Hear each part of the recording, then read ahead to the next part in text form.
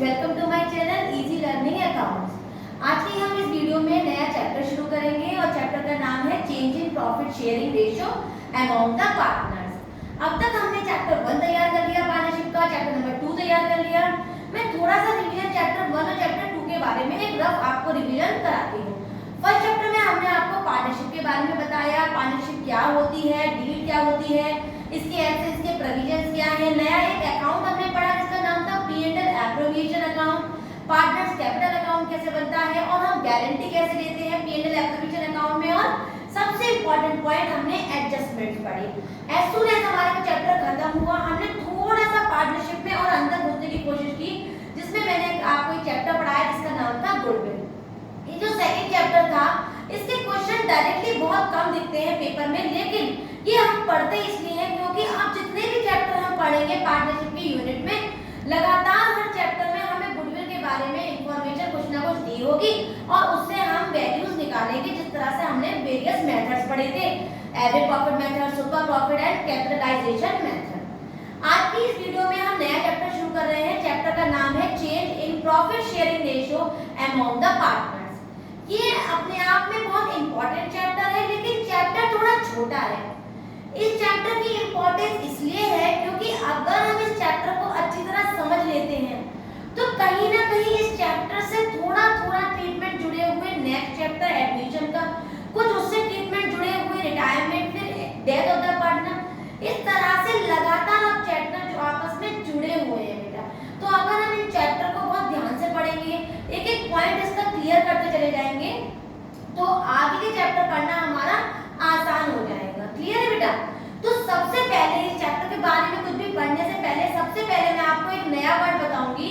उस नए वर्ड का नाम होता है reconstitution of partnership. Reconstitution of partnership क्या होती है? नाम से लग रहा होगा रिकॉन्स्टिट्यूशन ऑफ पार्टनरशिप, मतलब जो पुरानी पार्टनरशिप है, जो पुराने पार्टनर्स का प्रॉफिट शेयरिंग है, वो बदल के आपस में नया रेशियो उनके बीच में आ जाए, उसको कहते हैं रिकॉन्स्टिट्यूशन। जैसे A, B और C तीन पार्टनर्स हैं और उनका रेशियो है 3, 2 और 1। एग्जांपल देख लेते हैं, A है, B है और C है और उनका रेशियो है 3:2:1। मान लो 3, 2, 5 और 1 6। हमारे पास 6 रोटी है। एग्जांपल ले लेते हैं, 6 चपाती हैं। A ने कहा मैं 3 चपाती खाऊंगा, B ने 2 चपाती खाई और C ने केवल 1 चपाती ली। अब रिकॉन्स्टिट्यूशन का मतलब क्या है? A, B और C ने मिलकर सोचा कि क्यों ना हम इन रोटियों को बराबर कर खाएं। तो 6 रोटियों को उन्होंने बराबर का ले लिया, 2 A ने, 2 B ने और 2 C ने। तो इसको कहते हैं, पुरानी जो प्रॉफिट शेयरिंग रेशियो था वो चेंज होके नए रेशियो में कन्वर्ट हो गया। इस पॉइंट को कहते हैं रिकॉन्स्टिट्यूशन ऑफ पार्टनरशिप। अच्छा, मैंने आपको रिकॉन्स्टिट्यूशन पहले क्यों बताया? चैप्टर का नाम तो change in profit sharing ratio है।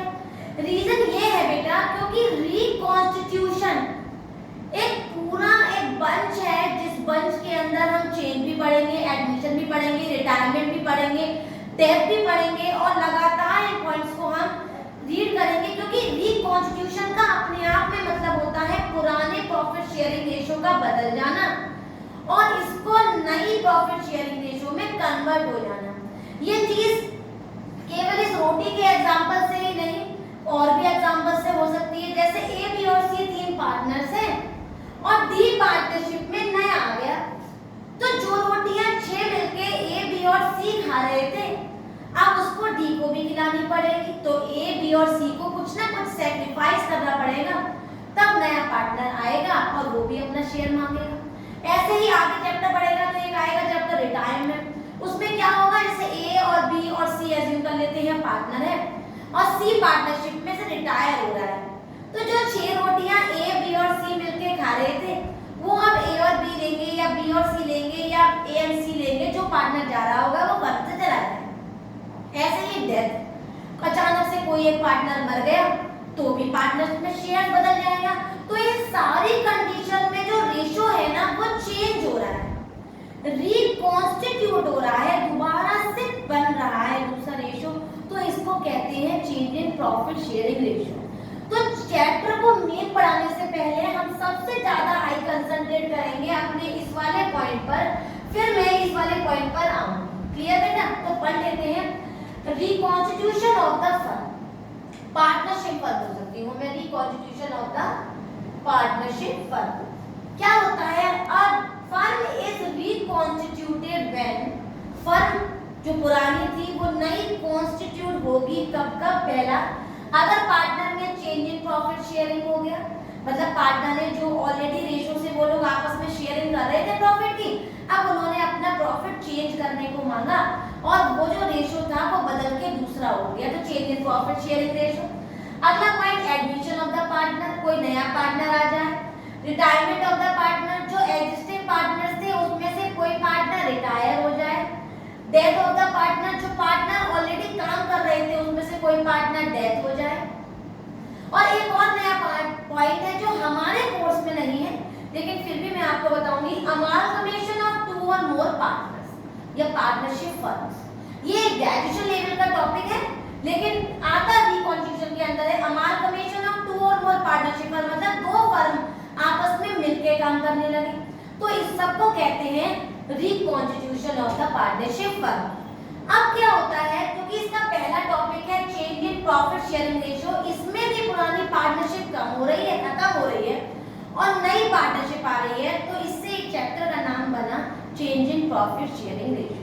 अब हम उल्टा उल्टा बढ़ते हैं और पढ़ते हैं कि एक्चुअल में change in profit sharing ratio क्या है। क्लियर है बेटा? तो when the existing partnership comes to an end and new agreement comes into effect, this is known as change in profit sharing ratio।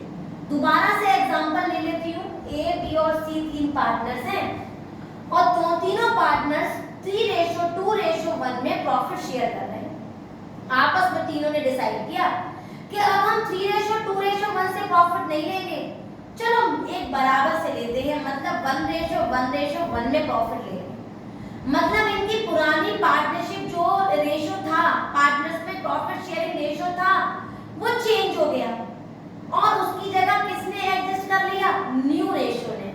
तो इसे कहते हैं change in profit sharing ratio among the existing partners. इस chapter में ना तो कोई partner नया आएगा, ना कोई एग्जिस्टिंग पार्टनर जाएगा और ना कोई पार्टनर मरेगा। जो पार्टनर हैं वही पार्टनर्स रहेंगे, बस उनका जो प्रॉफिट शेयरिंग का रेशो है वो बदल के नया हो जाएगा, तो कहलाएगा change in profit sharing ratio.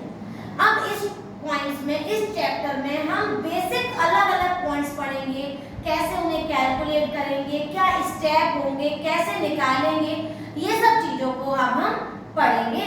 तो आगे देखते हैं। जो मेन पॉइंट हमें इस चैप्टर में पढ़ना है, वो जो स्टार्ट होगा वो सबसे पहले इसकी स्टार्टिंग होगी सैक्रिफाइसिंग रेशियो से।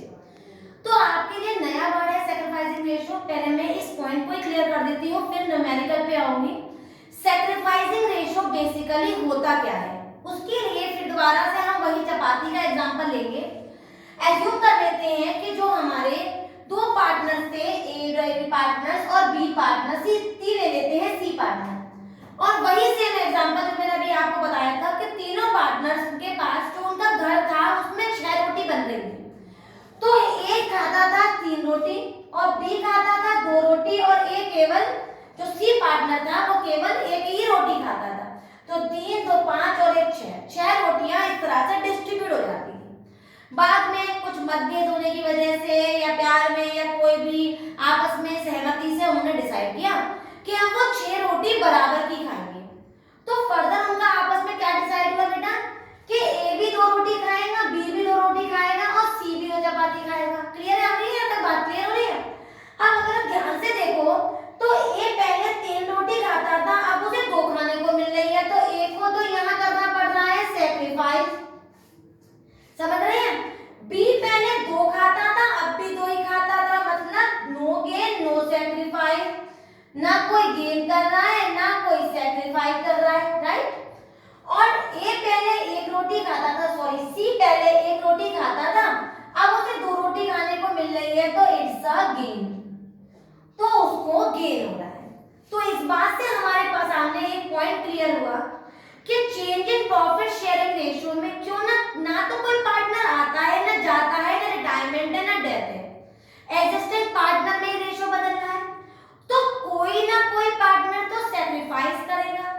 चेंज होने से, रेशो के प्रॉफिट के चेंज होने से, और कोई पार्टनर गेन करेगा।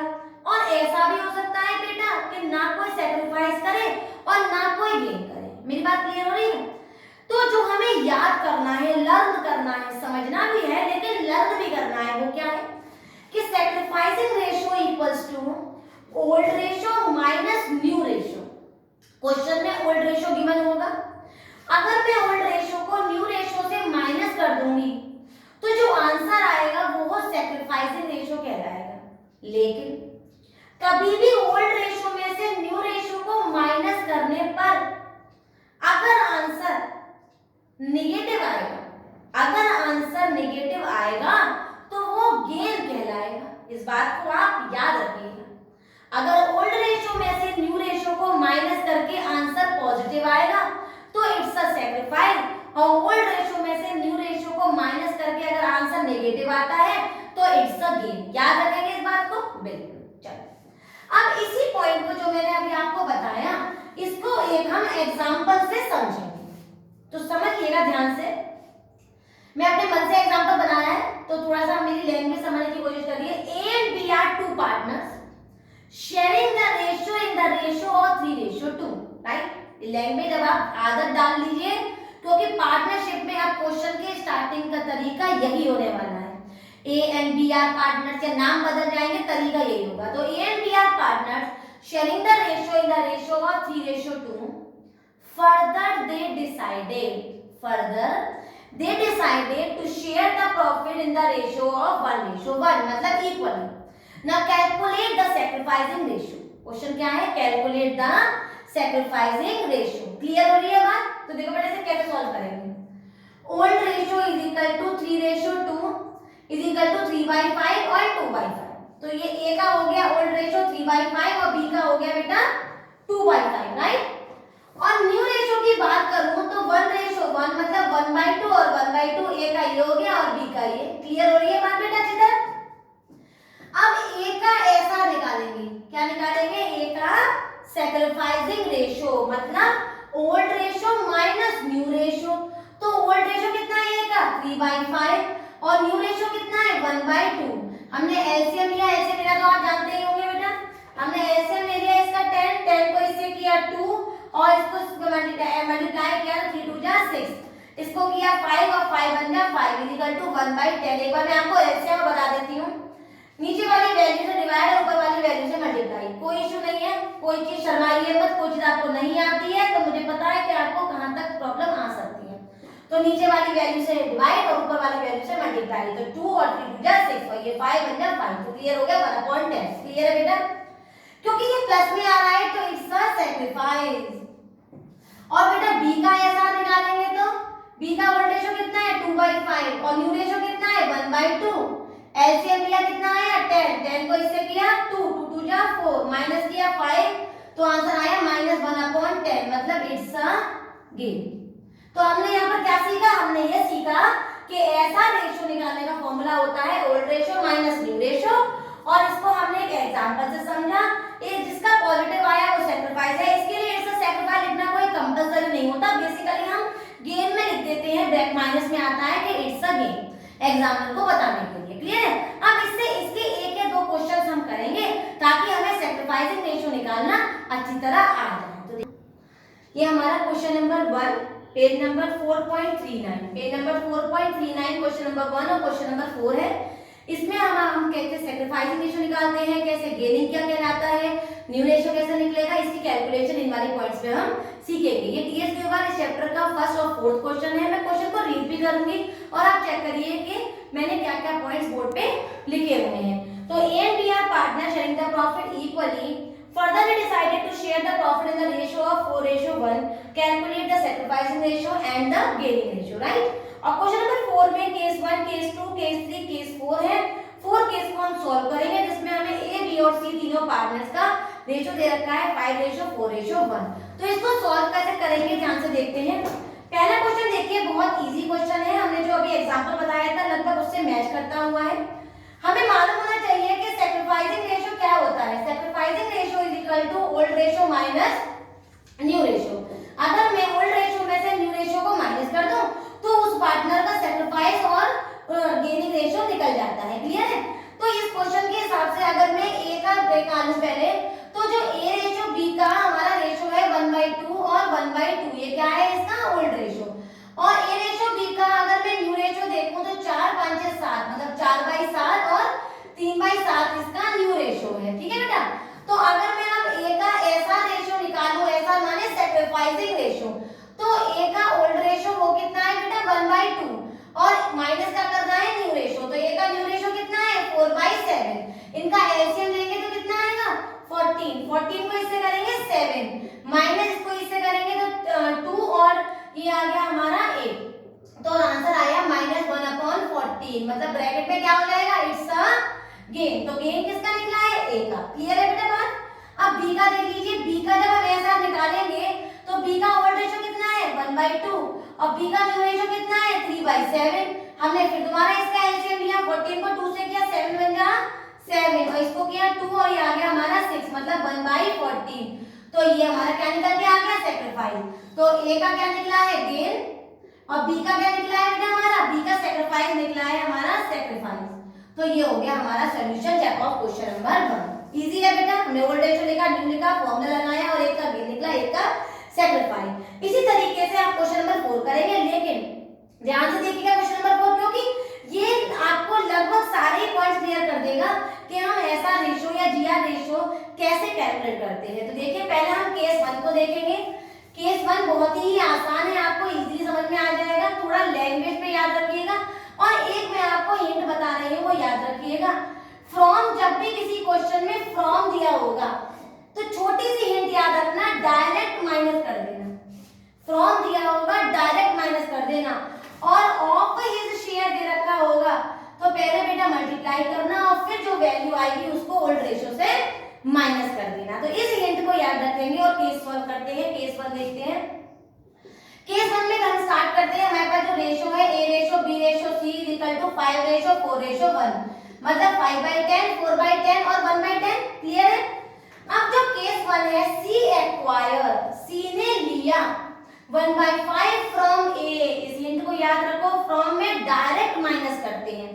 तो सी ने लिया, किससे लिया ए से, कितना लिया 1/5। तो अगर मैं ए का न्यू शेयर निकालूं बेटा, अगर मैं ए का न्यू शेयर निकालूं तो ए का ओल्ड शेयर कितना है मेरा 5/10 और उसमें से इसने कितना दिया है 1/5। तो बेटा एलसीएम कितना आया 10 और 10 को इससे किया 5 और ये आ गया हमारा 2, तो आ गया हमारा 3/10। ठीक है बेटा? तो हमने यहाँ पर यूज क्या किया, हमने ओल्ड रेशो में से सैक्रिफाइसिंग रेशो माइनस कर दिया तो हमारे पास न्यू रेशो आ गया। तो यहाँ पर हमने एक बात याद रखी कि new ratio is equal to old ratio minus sacrificing ratio. इस बात को भी आप याद रखना। बना उसी फॉर्मूले से है, बट हमने इधर उधर वैल्यू को डाइवर्ट कर दिया है। क्लियर है बेटा? इजी है, इजी लग रहा होगा। बी ने कोई भी सैक्रिफाइस नहीं किया तो बी का रेशो वही रहेगा 4/10। क्लियर? और सी ने तो भाई लिया है ना, किससे एक्वायर करा है ए से, कितना, एक सी का शेयर कितना था 1/10 और कितना लिया है इसने सी से 1/5, 1/5 ऐड किया तो ये आ गया 10, 10 को इससे किया हमारा आ गया 1 और ये आ गया 2, तो वैल्यू आ गई 3/10। तो A ratio B ratio C is equal to 3/10 ratio 4/10 ratio 3/10 is equal to 3 ratio 4 ratio 3। Clear है बेटा? इजी है, कितना आ गया, इजी है। केस 2 देखते हैं। केस 2 में पहले के पॉइंट्स वही रहेंगे, हमारा जो रेशो था वो 5 रेशो 4 रेशो 1 ही था। अब क्या किया, C acquire 1/5 equally from A and B, from direct minus करेंगे, 1/5 का आधा कर लेंगे। आधा कितना होगा बेटा 1/10। तो ए के शेयर में से, ए का शेयर कितना है 5/10 में से 1/10 माइनस करेंगे, बी के शेयर में से 4/10 में से 1/10 माइनस करेंगे और सी के शेयर में क्या करेंगे 1/10 में कितना ऐड कर देंगे बेटा 1/5। क्लियर है बेटा? ये हमने इसमें से 1/10 माइनस करा तो वैल्यू कितनी आ गई 4/10। बी में से 1/10 माइनस किया, वैल्यू कितनी आ गई 3/10। इजी लग रहा है? और सी में हमने एलसीएम लिया, मतलब ये आ गया हमारा 1 प्लस और ये आ गया हमारा 2 इज इक्वल टू 3/10। तो रेशो आ गया 4 रेशो 3 रेशो 3, 4 5 7 8 10। क्लियर है बेटा? इजी है, अच्छी से समझ में आया। हमने डायरेक्ट इनको आधा किया और डायरेक्ट इन दोनों को आपस में फॉर्म की तरह माइनस कर दिया। क्लियर है बेटा? इजी है। नेक्स्ट देखिए केस 3 और भी इजी, बहुत ध्यान से देखिएगा। ABC sharing the profit equally, ये सिर्फ मैं आपके लिए छोड़ दूंगी, इसकी जो पॉइंट्स लिखकर केवल इक्वेशन बना के आपके लिए छोड़ दूंगी, आपने सॉल्व करना। वो कैसे, देखिए हमारे पास पहले रेशो कितना था 5:4:1, मतलब 5/10, 4/10 और 1/10। दैट मींस बेटा ये क्या हो गया हमारा old ratio. Further they decided to share the profit equally, मतलब हमारा न्यू रेशो कितना आ गया, A ratio B ratio C का न्यू रेशो कितना हो गया 1:1:1, मतलब 1/3 1/3 1/3।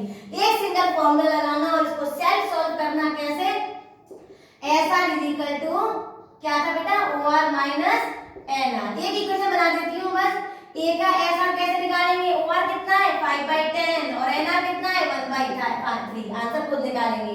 क्लियर है। अब देखिए B का SR, देखिए B का ओल्ड रेशो कितना है 4/10 और न्यू रेशो कितना है 1/3, खुद निकालेंगे, राइट। और C का देखिए, C का ओल्ड रेशो कितना है 1/10 और C का न्यू रेशो कितना है 1/3। क्लियर है बेटा, ठीक है, इजी है, सेव कर लेंगे। इक्वेशन आपके सामने है, सेम SR = OR - NR। इसमें ओल्ड रेशो भी है और न्यू रेशो भी है, तो न्यू रेशो में और ओल्ड रेशो जब होती है तो ओल्ड में से अगर हम न्यू को माइनस कर दें तो लगातार इसमें जिसके आंसर हमारे माइनस आएंगे इट्स अ गेन, और जिनके प्लस में आएंगे इट्स अ सैक्रिफाइस। नहीं आएगा तो मुझे बताइएगा, I will solve it. Next देखिएगा केस 4। केस 4 को हम किस तरह से सॉल्व करेंगे, बहुत ही आसान है, थोड़ा सा समझ के ध्यान से देखिएगा।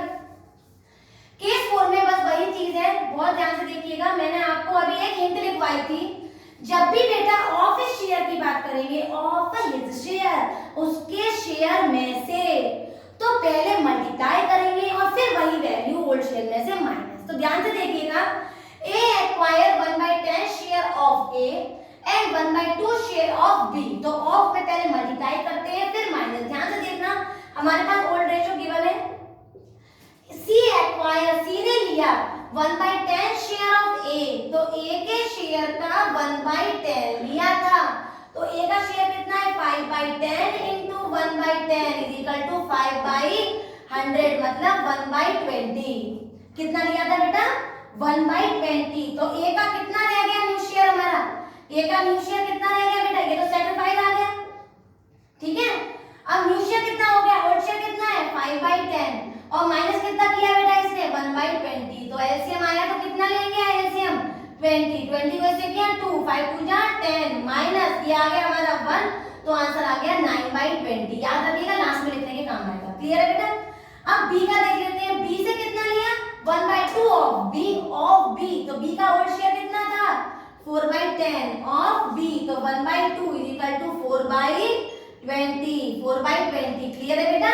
अब B के जो न्यू ओल्ड शेयर था 4/10, इसमें से माइनस करेंगे 4/20, तो वैल्यू आएगी हमारी 20 में से इसको माइनस किया 2, मल्टीप्लाई किया 2 4 2 जा 8, माइनस आया 4 = 4/20। तो ये आ गया हमारा न्यू शेयर, बाद में लिखने के काम आएगा। क्लियर है। अब C का शेयर कितना रह गया, C का न्यू शेयर, C का ओल्ड शेयर कितना था 1/10, C ने कितना लिया, A से तो लिया 1/20 और भाई B से कितना लिया था, B से लिया था 4/20, एलसीएम लिया 20 और 20 से आया बेटा 2, तो 2 + 1 + 4 4 5 6 7 7/20। तो इनका रेशो कितना आ गया, इन तीनों का हमारा रेशो आ गया बेटा 9:4:7। क्यों आया, क्योंकि सबके बीच में एक ही डिनोमिनेटर था 20 20 20, तो आंसर आया 9:4:7। इनको इस वीडियो को एक बार देखें, दो बार देखें, कई बार देखें और इस कॉन्सेप्ट को अच्छी तरह क्लियर करें कि न्यू प्रॉफिट शेयरिंग रेशो कैसे निकलता है, सैक्रिफाइसिंग रेशो कैसे निकलता है, गेनिंग रेशो कब कहलाते हैं, माइनस में होता है तो गेन होता है, प्लस में होता है तो सैक्रिफाइस होता है। क्लियर है। अगर आपको वीडियो अच्छी तरह समझ में आई हो, क्लियर हो, सारे पॉइंट्स क्लियर हो, तो मेरी वीडियो को लाइक करें, शेयर करें और सब्सक्राइब